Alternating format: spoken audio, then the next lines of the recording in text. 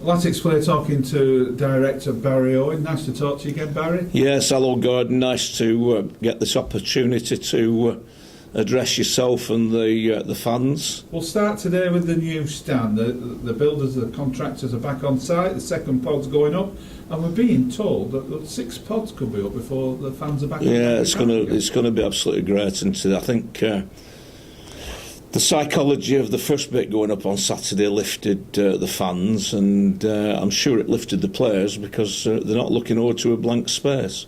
At least they saw the start of it, and even this week, getting that roof elevation on has made a massive difference, I think. Do we really have the funding to complete it?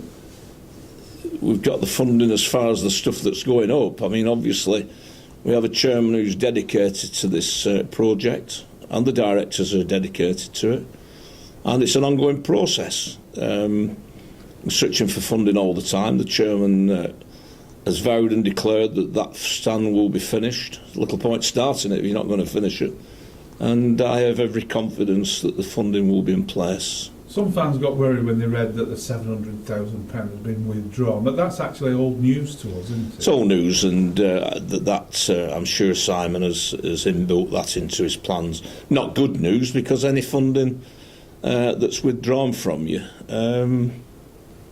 has got to be made up. So it's life, isn't it? You'll get hiccups along the way. People who indicated they'd go in the stand and pay some of the sponsorship will give back word, and you search elsewhere. But being Oldham and knowing how the chairman works and the knocks he's taken in the past, he'll bounce back up, and we'll get on with it. And the way that fans can help, one way, is through purchasing a season ticket. Yeah, I mean, that, there's a lot been made about the interview I did last week. I said I'd do an interview today, a warts and all interview, and tell it as it is. And as I said on last week's interview, this season ticket money goes a long way to providing some revenue for the workings of the football club. One of the things that I've noticed over 10 years in this club is the cash flow is the main issue. That you've got to have money to pay your wages on a monthly basis. Now, the influx of that money from season tickets is a good grounding for your summer wages and keeping the club afloat even when there's no football being played. But you've got all the income of your stand to come over and above that. So please join us. Whether you're used to sitting the Lucas stand and you stop coming, you can see something going up where you can get back into it. And I really would like to encourage fans, new and old, to participate in buying a season ticket. Simon, I hope it was a little bit off the cuff, said in an interview that if we were relegated, he'd walk away from a club and leave it to the trust.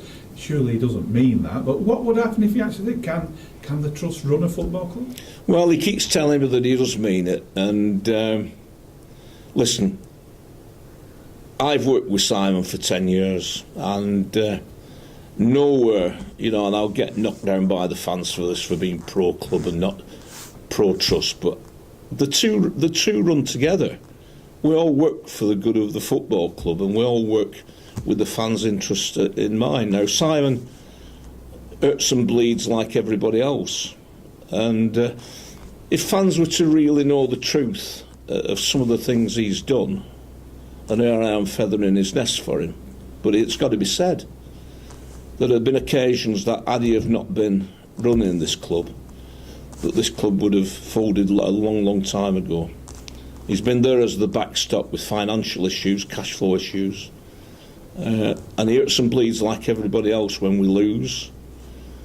From a personal point of view, I know he treats it as a failure if we did get relegated, but I know equally at the same time that he loves the club, and I know he loves being involved in football generally.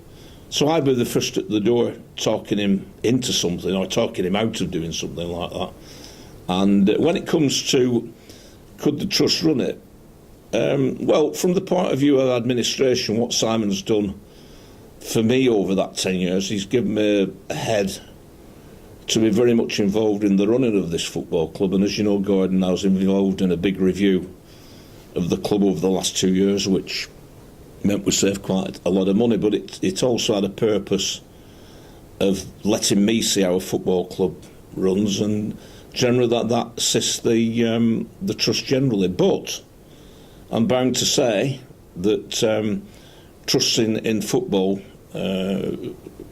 pose a massive problem.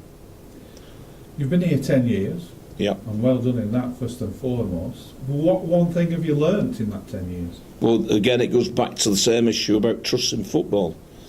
And I think what people have got to remember is that trusts aren't readily accepted in every club like we have been, that you've got private members, private owners of football clubs who do not readily accept that trusts should be on board.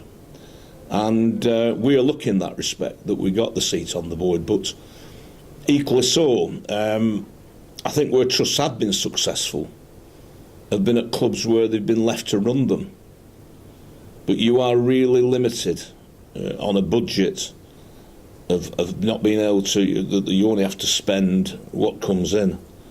And if you had asked my honest opinion in that respect, yes, we could just about run a football club as a trust.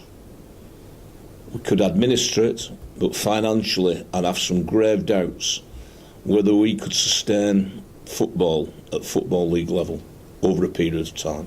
And that's not a defeatist attitude, that's taking a realistic view, because you would be reliant solely on income that was generated from fans, and that's what you'd have to spend.